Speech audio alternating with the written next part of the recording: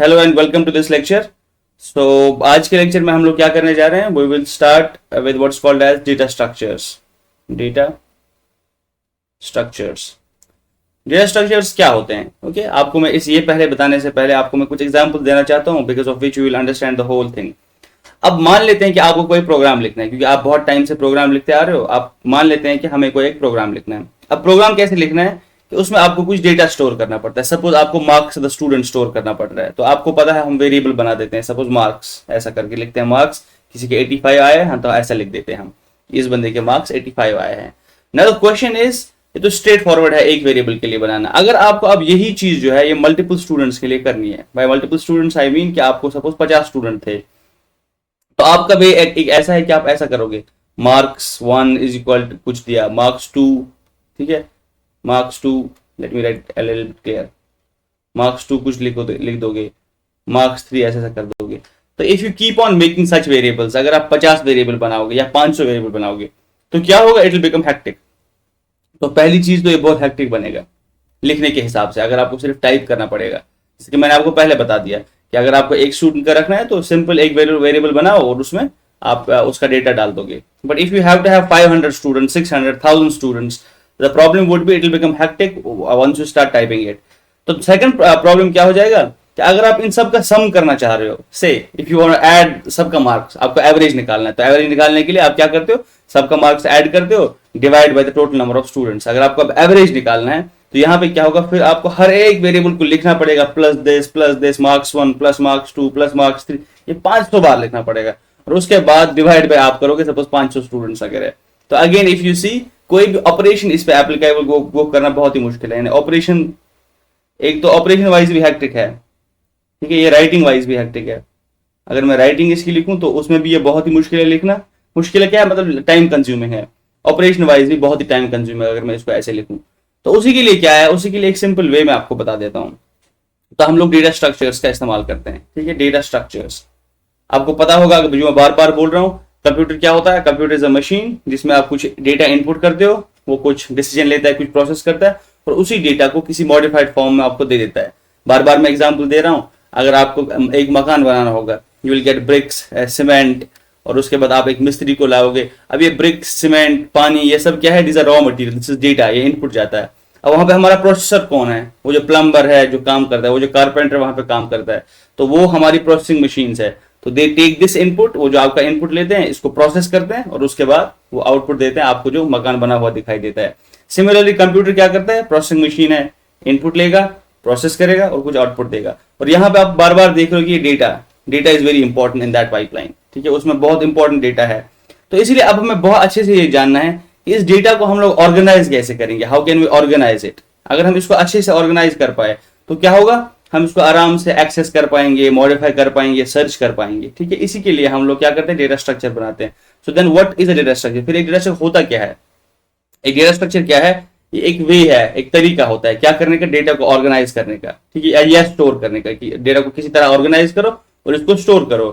क्यों क्यों हम ऐसा करते हैं, ताकि हम इसको अच्छे से एक्सेस कर पाएंगे, मॉडिफाई कर पाएंगे, सर्च कर पाएंगे। If I give a definition of this, तो इसका मतलब है data structure is a way of organizing and storing data, ठीक है, so that we can access it, modify it और search it and process it efficiently। अगर मैं इसका ये लिखूं तो मुझे डेटा को क्या करना है, I have to organize and store, ये दो चीजें मुझे करनी है, ऑर्गेनाइज और स्टोर करना है। जब ये दो चीजें मैं करूंगा, ऑर्गेनाइज और स्टोर, तो इससे क्या होगा, इससे मैं अब बाकी ऑपरेशन जो है वो आसानी से कर सकता हूँ। ऑपरेशन कौन कौन से होते हैं, एक्सेस ऑपरेशन, यानी कि मुझे अगर इस डेटा को कहीं से कुछ करना है, एक्सेस करना है कहीं से, या अगर मुझे इसको कुछ मॉडिफाई करना है, इसी डेटा को मॉडिफाई करना है, तो ये सब आसान होती है ऑपरेशन। ऐसे करके मुझे अगर सर्च करना है, ठीक है, ऐसे करके सब कोई और प्रोसेस करना है इस डेटा को, ये सब मैं क्या करूंगा, I will do all these operations efficiently, ठीक है। ये डेटा स्ट्रक्चर होता है। सपोज अगर आप घर में जाते हो, तो अगर मैं रियल वर्ल्ड एग्जांपल आपको दूं, डेटा स्ट्रक्चर, ठीक है, आपके घर में कबर्ड होता है, आपके घर में अलमीराज होती है, तो कबर्ड में आप अपने क्लोथ्स को स्ट्रक्चर करते हो। आप पता है, आप सपोज डिफरेंट ड्रेसेस को डिफरेंट हिसाब से करते हो। पहले आप सीजन वाइज कपड़े रखते हो, कि ये वाला जो बॉक्स मेरा है, सपोज इसमें मैं विंटर के कपड़े रखता हूँ, ये वाला बॉक्स जो है इसमें समर के कपड़े रखता हूँ। फिर समर के कपड़ों में आप सपोज स्वेटर्स को अलग करते हो, अपने डिफरेंट डिफरेंट वेराइटी ऑफ कपड़ों को अलग करते हो। तो उससे क्या होता है, यानी कि आपने क्या किया, कबर्ड यहाँ पे जो है, जो आपका कबर्ड था, कपबोर्ड में आपने क्या किया, आपने डेटा, आपने अपने क्लोथ्स को ऑर्गेनाइज किया और स्टोर किया। जो आपकी अलमीरा होती है उसमें आप चीजों को ऑर्गेनाइज और स्टोर करते हो। अब वो क्यों करते हो आप, ऑर्गेनाइज और स्टोर क्यों करते हो उसको, क्यों, क्योंकि उसको आराम से एक्सेस किया जाए। लेटर आपको विंटर के कपड़े चाहिए, आपको पता है कि कहाँ पे मिलेगा, तो यहाँ पे आपको विंटर के कपड़े मॉडिफाई अगर करना है, अगर आपको कुछ और कपड़े उसमें डालने हैं, कुछ कपड़े निकालने हैं, उसको हम लोग मॉडिफिकेशन कहते हैं। तो आप आराम से वो मॉडिफाई कर सकते हो और फिर सर्च भी कर सकते हो। कुछ भी चीज ढूंढनी तो आसान हो जाती है, फिर कुछ प्रोसेस करना होगा उस पर तो वो भी कर सकते हो। ठीक है, जो जैसे आपका कपबोर्ड है वो क्या करता है, ऑर्गेनाइज एंड स्टोर, और ताकि ये सारी चीजें क्या हो, एफिशिएंटली। वैसे ही कंप्यूटर साइंस में हमारे पास डेटा स्ट्रक्चर होते हैं, ताकि जिस डेटा पे हम लोग काम कर रहे हैं उस डेटा को हम लोग ऑर्गेनाइज और स्टोर कर पाए, ताकि एक्सेस, मॉडिफाई, सर्च और प्रोसेस उसको एफिशिएंटली किया जाए। तो this is simply definition of data structures. किसी का कोई क्वेश्चन इस चीज पे, एनी क्वेश्चंस? देखो computer science is very simple, एक कॉमन सेंस चीजें हैं, लेकिन आपको सिर्फ राइट एग्जांपल्स पता होनी चाहिए तो आपको चीजें याद रह जाती है। सपोज अब आपने सीखा डेटा स्ट्रक्चर ऐसा होता है, तो इसका मतलब डिफरेंट डेटा स्ट्रक्चर्स होंगे, तो we will not just have one, तो we will have different types. हमारे पास डिफरेंट टाइप्स होंगे, क्यों? क्योंकि अगर आपने देखा, देखो डेटा एक ही किस्म का नहीं होता है, डेटा पे एक ही किस्म का ऑपरेशन नहीं करना पड़ता, we have multiple types of data, उस हिसाब से हम ऑपरेशन भी करते हैं। सपोज आपके पास कपड़े हैं, तो वो कपड़े is some type of matter जो आप यूज करते हो। सिमिलर आपके पास बुक्स हो सकती है, आपके पास सपोज यूटेंसिल्स हो सकते हैं घर में जो आप किचन में रखते हो, तो उसी हिसाब से आप डिफरेंट डिफरेंट किस्म की अलमीराज बनाते हो, और उन अलमीराज की प्रॉपर्टी होती है। कोई अलमीरा ऐसे खुलती है, कोई अलमीरा लेफ्ट से राइट खुलती है, किसी अलमीरा में डिफरेंट बॉक्सेस होते हैं। तो यानी कि डिफरेंट आपका जो सामान है जो आपको उसमें रखना है, तो उस हिसाब से आप अलमीरा को डिजाइन करते हो, उसी हिसाब से आप स्टोरेज को डिजाइन करते हो जिसमें आपको स्टोर करना है चीजों को। तो आप डिफरेंट, आपके पास फ्रिज होता है क्योंकि उसमें प्रॉपर्टी ये होता है कि वो चीजों को ठंडा कर रख देता है। जो जो चीज आप सपोज खराब होती है गर्मी से, तो आप उस चीज को फ्रिज में रखोगे। आपके पास एक नॉर्मल अलमीरा होती है, आप उसमें आप वो वाली चीजें रखती जो खराब नहीं होती, पर प्रॉब्ली वो एडेबल चीजें भी नहीं होती। सिमिलरली हमारे पास डेटा भी डिफरेंट टाइप्स का होता है और उन पे हम लोग जो ऑपरेशंस करते हैं वो भी डिफरेंट होते हैं। तो इसका मतलब है हमारे पास different types of data structures भी होते हैं। ठीक है, सिंपल है ये। रियल वर्ल्ड में डिफरेंट टाइप्स ऑफ स्टोरेज चीजें होती है क्योंकि डिफरेंट चीजों को स्टोर करना पड़ता है। सिमिलरली हमारे पास जो कंप्यूटर साइंस है इसमें डेटा जो होता है वो डिफरेंटली होता है, उसको हमें डिफरेंट चीजें उससे चाहिए होती है, तो उसको भी हम लोग डिफरेंटली स्टोर करते हैं। इसलिए हमारे पास multiple types of data structures होते हैं। Some type of data structures क्या क्या होते हैं, एरेज होती है हमारे पास, बाद में हम ये पूरा देखेंगे एरे क्या होता है। ऐसे ही लिंक्ड लिस्ट होता है, ठीक है, ऐसे हमारे पास क्यूज होते हैं, हमारे पास स्टैक होता है, ठीक है, हमारे पास we have what's called as trees, graphs, ठीक है, ये मैं सिर्फ नाम आपको बता रहा हूँ। बहुत सारे किस्म के डेटा स्ट्रक्चर्स हमारे पास होते हैं, ठीक है ना। तो इनका खासियत क्या है, और अगर आपको कोई पूछे कि क्यों चाहिए इतने सारे डेटा स्ट्रक्चर्स, आप ये बोलोगे कि डिपेंड्स ऑन कि हम डेटा पे कौन सा ऑपरेशन कर रहे हैं, या क्या, या ये डेटा कौन सा है, इसको हम प्रोसेस कैसे एफिशिएंटली करें, तो उसके लिए कोई ही एक ही डेटा स्ट्रक्चर उस वक्त ऑप्टिमल होगा। That's why we have multiple types of these. तो रियल वर्ल्ड एग्जांपल जैसे मैंने आपको बता दिया, आपके पास कुछ किस्म की चीजें होंगी जिसको आपको स्टोर करना है, तो डिपेंड्स ऑन कि आप उस चीज की प्रॉपर्टीज क्या है उसको आप अपने हिसाब से स्टोर करते हो। ओके, अब हम लोग इन चीजों को तो डायरेक्ट नहीं पढ़ते because this topic in its, ये पूरा एक सब्जेक्ट है खुद में जिसको हम लोग कहते हैं डेटा स्ट्रक्चर्स, ठीक है। लेकिन हम क्या देखेंगे, हम पाइथन के पर्सपेक्टिव से देखेंगे कि पाइथन क्या क्या अलाउ करता है मुझे, पाइथन कौन से डेटा स्ट्रक्चर्स मुझे देता है, ठीक है। तो पाइथन जो आपको देता है वो मल्टीपल डेटा स्ट्रक्चर्स देता है, जिसमें हम लोग पहला जो स्टार्ट करेंगे दैट इज लिस्ट, ठीक है। लिस्ट हम लोग स्टार्ट करेंगे और उसके बाद हम लोग बाकी भी पढ़ेंगे। इसके अलावा हमारे पास टपल है, हमारे पास सेट है, हमारे पास डिक्शनरी है, तो हम आगे आगे देखते जाएंगे। So what you will start in today's class is list data structure. List जो आपने बहुत यूज किया है, तो आज हम लोग उसको फॉर्मली पढ़ते हैं कि लिस्ट बेसिकली क्या होता है।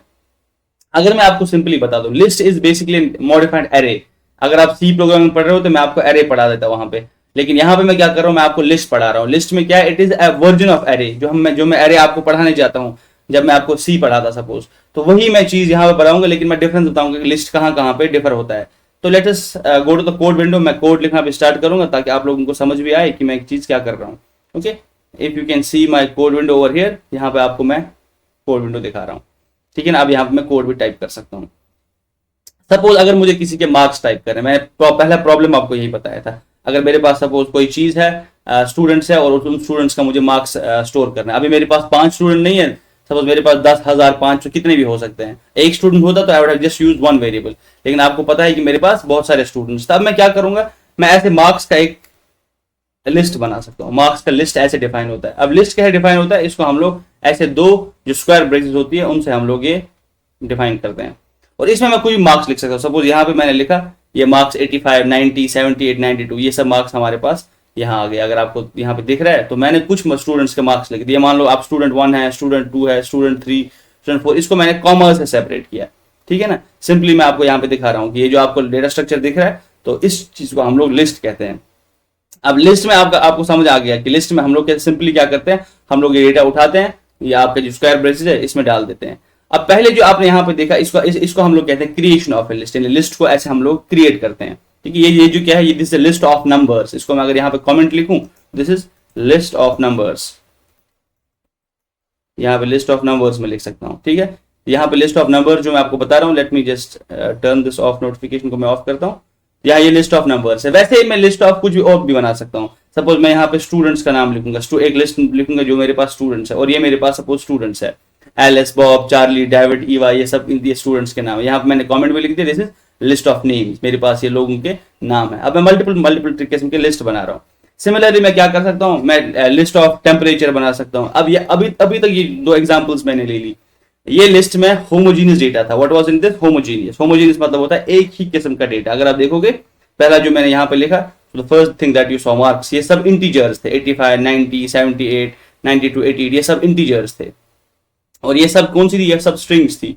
दिस आर ऑल स्ट्रिंग्स, और ये सब इंटीजर्स थे।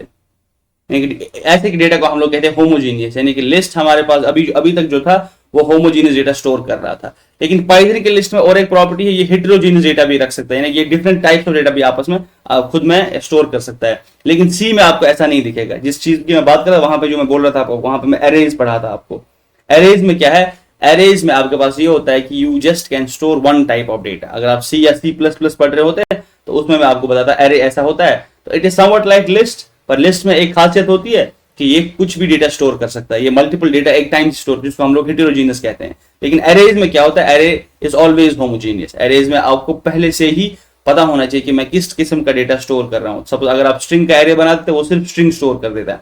अगर आप इंटीजर का बना देते वो सिर्फ इंटीजर स्टोर करता है। But Python is a bit easy. Python को बनाने वालों ने उन्होंने डिसाइड किया कि हम एक ऐसा डेटा स्ट्रक्चर बनाएं जिसको हम लोग लिस्ट बताएंगे, और list will be somewhat like arrays. लेकिन इसमें एक अलग खासियत ये होगी कि इसमें हम लोग एक ही किस्म का डेटा स्टोर नहीं करेंगे, बल्कि मल्टीपल किस्म का डेटा स्टोर कर सकते हैं। तो यहाँ पे मैं अगर आपको दिखाऊं तो if I now go back to my code window, और वहां पे मैं आपको दिखाऊंगा फिर से एक क्या करते हुए, I will make suppose A list, और उस लिस्ट में क्या होगा, आई विल से सपोज कोई डेटा का लिस्ट में बनाता हूँ और इसमें मैं हेटेरोजीनियस करता हूँ। तो व्हाट विल आई डू, मैं पहले किसी का नाम स्टोर करता हूँ। सपोज आमिर मैंने स्टोर कर दिया, ठीक है। उसके बाद मैं क्या करता हूँ, मैं उसका कुछ भी स्टोर कर रहा हूँ। You see this is list of mixed data types. यहाँ पे अगर आप देखोगे मिक्स्ड टाइप्स का मैंने डेटा स्टोर कर दिया। मैंने पहले नाम आमिर स्टोर कर दिया, फिर कुछ 25 एज उसकी स्टोर कर दी, फिर उसको मेल लिखा, फिर ऐसे ही सपोज 3.5 मैंने उसका कुछ लिखा, फिर मैंने बुलियन स्टोर कर दिया, यानी कुछ भी डेटा मैं इसमें स्टोर कर सकता हूँ। तो यहाँ पे मैंने आपको पहले सिखाया कि लिस्ट में क्या होता है। लिस्ट में आपके पास डिफरेंट टाइप्स का डेटा हो सकता है। और क्रिएट कैसे किया जाता है लिस्ट में आप स्क्वायर, यहाँ पे स्क्वायर ब्रेसेस डालोगे, और जो भी यहाँ पे एलिमेंट लिखो, इसको हम लोग एक एलिमेंट कहेंगे। 85 is one element, 90 is another element, 78 is another element. इसको आप कॉमा से सेपरेट करोगे, यानी ये सब चीजों को किससे सेपरेट करोगे, कॉमा से। इवन आप एम्प्टी लिस्ट भी स्टोर कर सकते हो। एम्प्टी लिस्ट कैसे बनाओगे आप, सिंपली अगर आप सपोज कोई लिस्ट जो है आप एम्प्टी ऐसे बना सकते हो। मे बी आई से एम्प्टी लिस्ट, एक वेरिएबल लिखता हूं मैं, एम्प्टी लिस्ट ऐसे बनाते हैं। Empty list is equal to, और फिर ये कर्ली ब्रेसेस दो हम डाल देते हैं, और इससे हमारा एक एम्प्टी लिस्ट बन जाता है।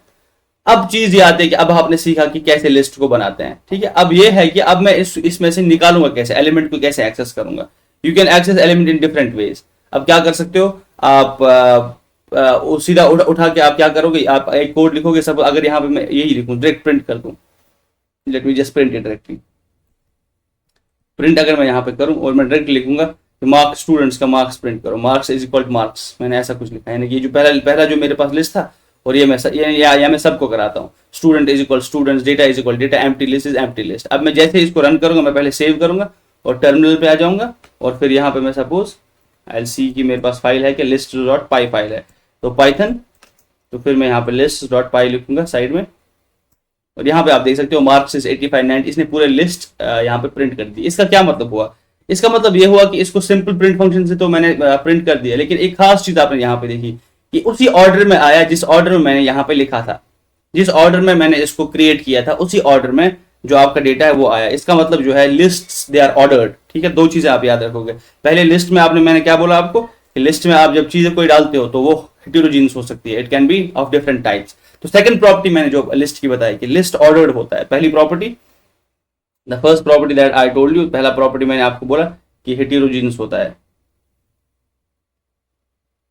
ठीक है। और सेकंड प्रॉपर्टी मैंने आपको क्या बोला लिस्ट का, कि ये ऑर्डर्ड होता है, ठीक। लेकिन एरेज क्या होती है, एरेज हेटेरोजीनियस नहीं होती, लेकिन एरेज ऑर्डर्ड होती है। तो ठीक है, इसलिए मैंने बताया आपको कि थोड़ा मिक्स टाइप ऑफ एरेज का, एरेज से थोड़ा कॉन्सेप्ट बोरो किया गया है, बट पाइथन का लिस्ट होता है हेटेरोजीनियस। हेटेरोजीनियस का मतलब इसमें आप मिक्स्ड टाइप का डेटा रख सकते हो। होमोजीनियस मतलब होता है एक ही टाइप का डेटा।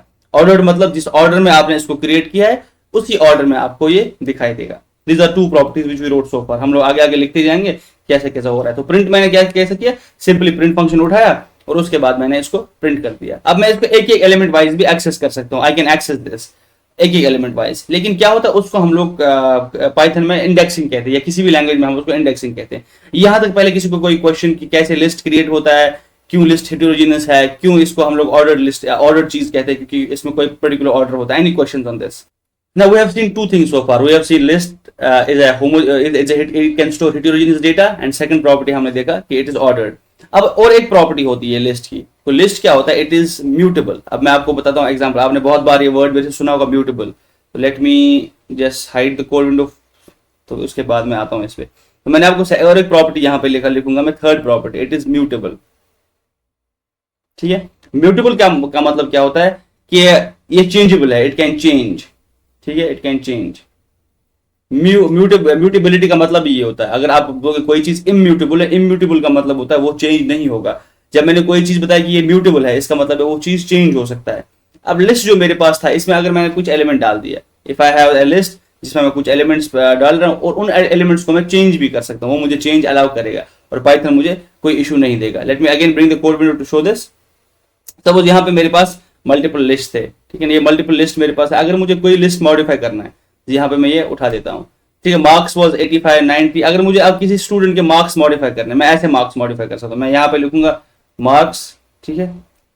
यहाँ पे सपोज 0 थे एलिमेंट को उठाऊंगा और उसको मैं सपोज चेंज करूंगा 100 मार्क्स, उसको मैं 100 दे दूंगा मार्क्स, ठीक है। जब ये मैं 100 मार्क्स दिया तो उसको मैं यहाँ पे लिखूंगा म्यूटेबिलिटी, ठीक है। मैं यहाँ पे म्यूटेट कर रहा हूँ फर्स्ट एलिमेंट को। तो आप देख रहे हैं mutating the first element of the list. अब म्यूटेट क्यों कर पा रहा हूं मैं, क्योंकि ये मुझे अलाउ करेगा चेंज करने के लिए। अगर ये यहाँ पे मैंने लिखा print update marks is equal marks, अब जैसे ही मैं इसको रन करूंगा आप यहाँ पे देखोगे, ठीक है। मैं यहाँ पे कंट्रोल एल करके क्लीन कर देता हूँ पाइथन लिस्ट। यहाँ पे आप देख रहे हो अपडेट मार्क्स 100 आया।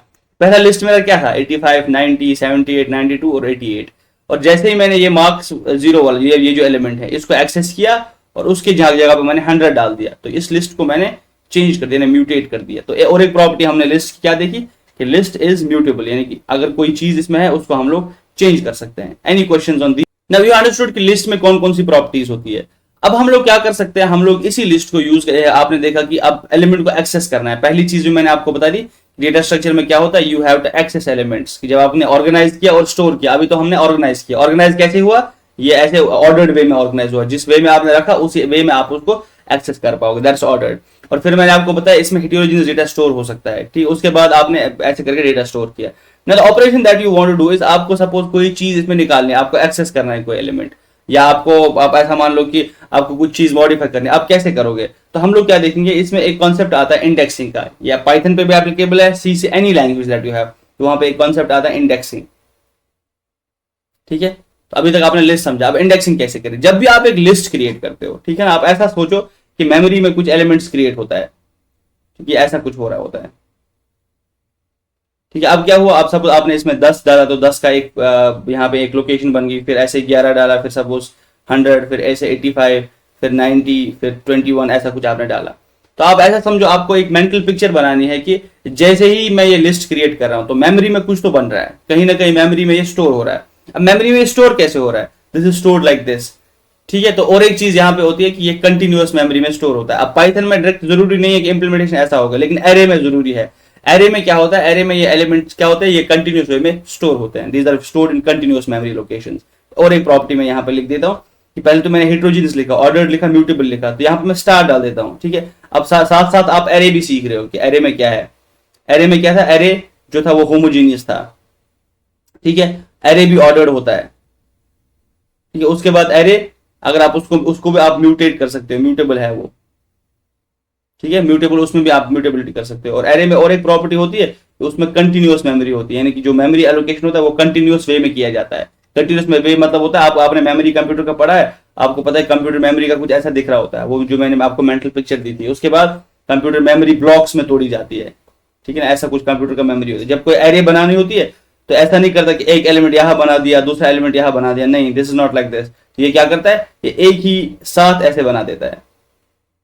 जैसे अगर इसको एलिमेंट चाहिए तो ये कंटिन्यूअस मेमोरी एलोकेट करता है।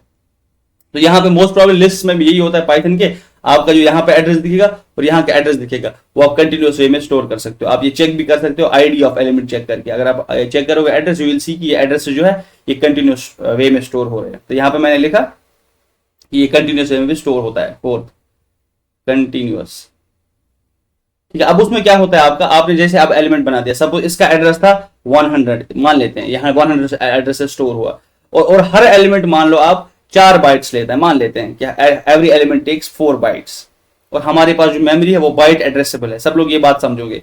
तो क्या है हमारे पास, अगर तो लिस्ट क्या है या एरे हम लोग बोल रहे हैं कि ये कंटिन्यूअस मेमोरी ऑक्यूपाई कर लेता है।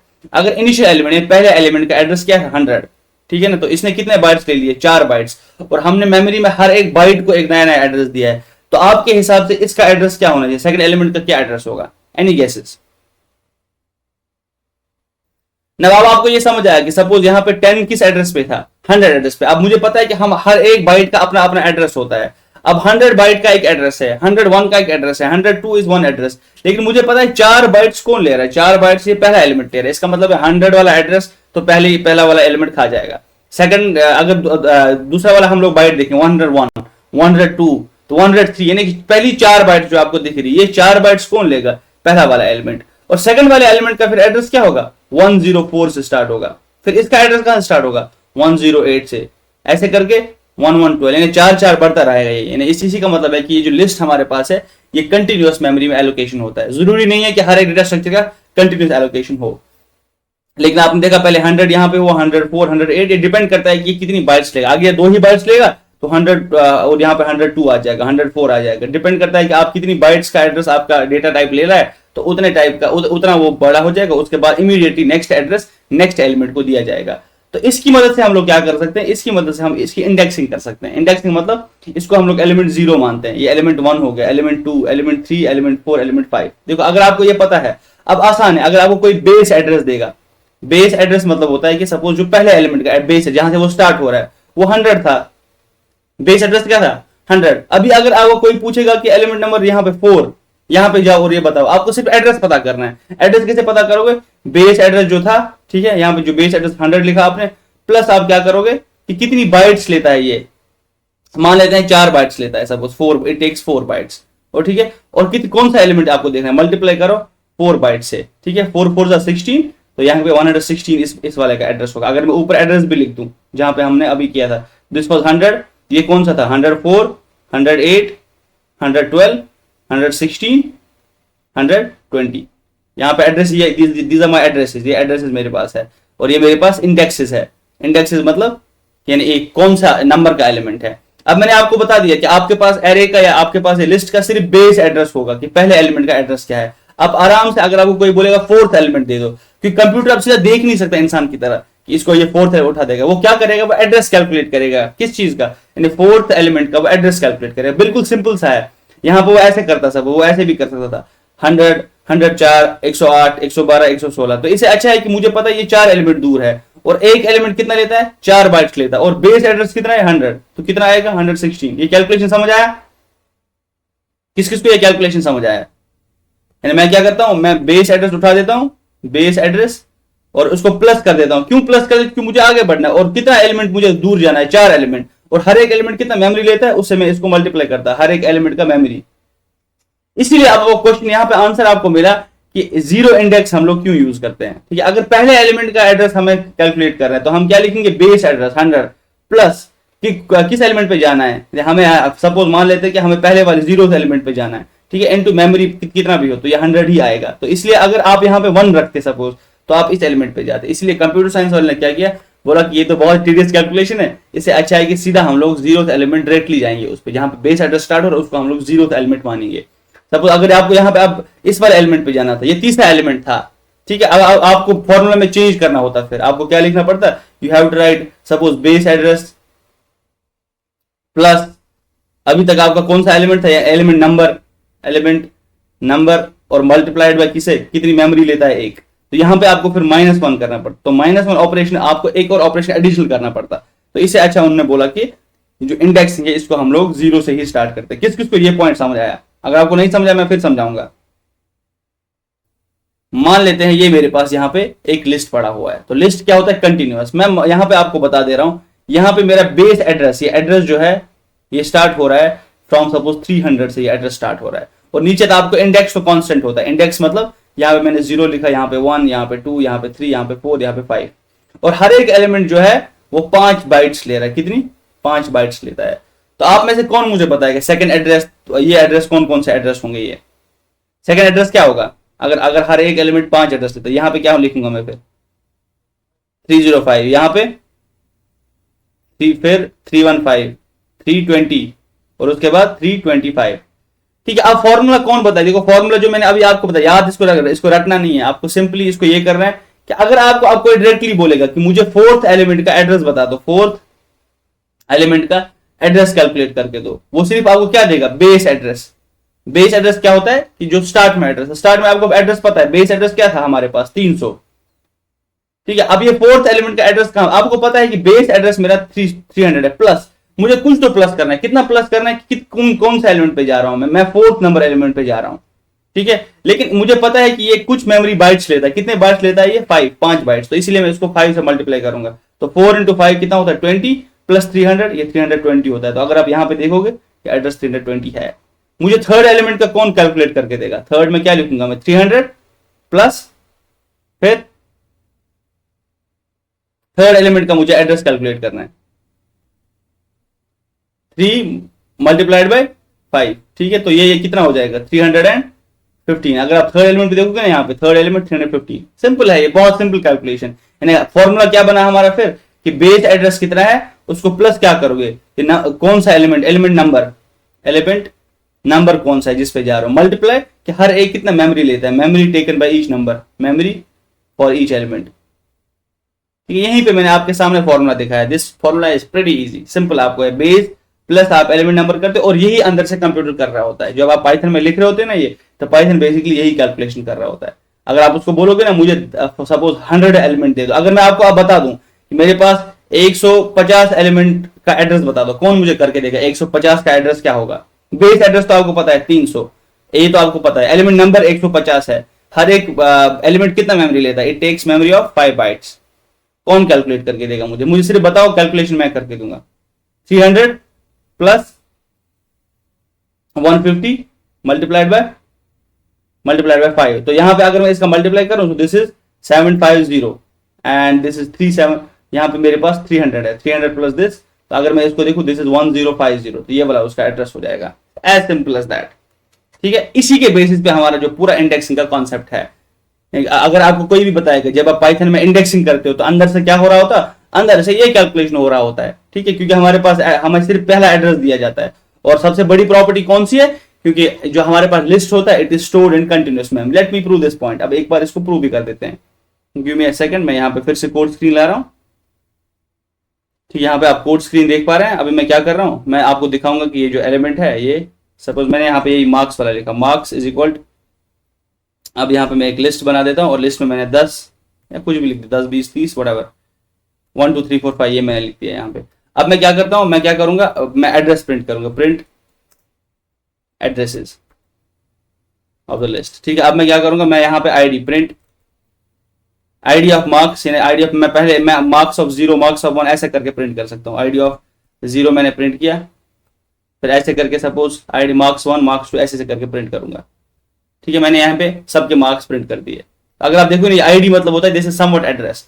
तो अगर मैं यहाँ पे आपको दिखाऊं, इसको रन करके पाइथन list.py, यहाँ पे आप देखो ये जो आपको एड्रेसेस यहाँ पे दिख रहे हैं, दिस इज 8907880। ठीक है। उसके बाद 890912 912 क्यों?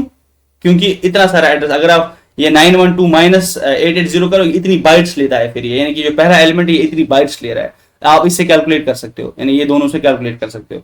कैसे हम लोग कैलकुलेट करेंगे, तो लेट मी सी कि एक एलिमेंट कितना लेता है। तो आई विल प्रिंट क्या करूंगा मैं, आईडी ऑफ मार्क्स, यानी मार्क्स 0 को मैं ये लिखूंगा और फिर उससे माइनस करूंगा आईडी ऑफ मार्क्स, यानी उल्टा मैं करूंगा, यहाँ पे मार्क्स 0 और यहाँ पे मार्क्स 1। तो इससे मुझे क्या हो जाएगा, इससे मुझे एक एलिमेंट का पता चल जाएगा कितना है, यानी कि इस एलिमेंट से मैं इसको माइनस कर रहा हूं, यानी कि मैं फिर देख रहा हूं कि एक कितना मेमोरी ले रहा है। तो अगर मैं इसको फिर रन करूं, से आई फाई रन दिस नाउ, अगर मैंने इसको रन कर दिया, आपने देखा 32 यहाँ पे आपको देख 32 बाइट्स ले रहा है। ये कितनी मेमोरी ले रहा है, ये 32 बाइट्स। यहाँ पे आपको दिख रहा है 32 बाइट्स की मेमोरी लेता है एक ही एलिमेंट। तो यहाँ पे जो भी आपको दिखेगा दिस प्लस 32 ये आएगा, दिस प्लस 32 ये आएगा, दिस प्लस 32 ये आएगा, दिस प्लस 32 ये आएगा। तो यहाँ पे मैंने आपको प्रूव कर दिया कि जो पाइथन के अंदर जो चीजें हो रही होती है, तो इसमें कैसे ये स्टोर होता है, ये कंटिन्यूअस एड्रेस में स्टोर होता है। किस किस को ये कोड समझा जो मैंने यहाँ पे लिखा। Now that you have understood कि कैसे ये लिस्ट स्टोर होता है, अब मैं फिर से इसकी प्रॉपर्टीज पे आता हूं and then we wrap the lecture up.